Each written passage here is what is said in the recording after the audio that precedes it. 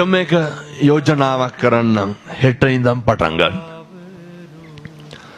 බුද්ධ වත කරන්න. සත්තයි හෙට ඉර පායනවා. එලෙසමයි පින්නතුනි කවදාවත් ජීවිතේ වරදින්නේ නැහැ. බුද්ධ වත කරන මිනිස්සුන්ට මෙව මේ තරුණ මහත්තුරු හොඳට අහගන්න ඕන හොඳේ. ඔය කොල්ලොන්ගේ සාක්කුවල දැන් බැලුවත් ඇති දුම්කල පළුවක් හරි. නැතිනවනේ. හකු පුරවක නැත්තේ අර දුම්කල කුඩු වලින්. ඔය නුවර කොහමද දන්නේ බොහෝ පැතිවල තරුණයෝ එහෙමනේ. මේ පොඩි උන් පෙති බොනෝ.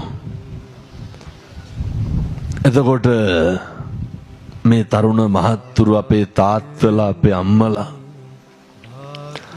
මම මේ කියන ටික හෙට ඉඳන් කරන්න. ණය ගහන්න මම අර කූරගල ධර්ම දේශනාව කරලා යනකොට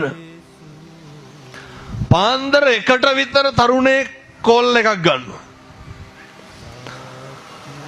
අරගෙන කියනවා පහන තියෙන තැන බුදු පිළිම ඔහොමම හිතා ගන්නකො.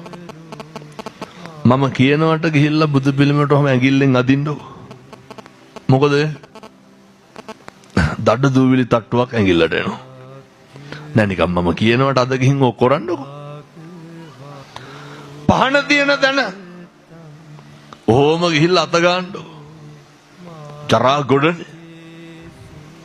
මේ මහ දේවල් නෙමෙයි හොඳ මම රුපියල් 50ක්වත් වියදම් මං කියන්නේ නෙල්ලිගල පින් කැටේට රුපියල් 5ක්වත් දාන්න කියලා.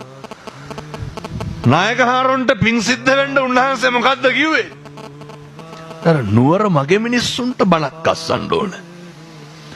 හරි පොඩි දේවල්.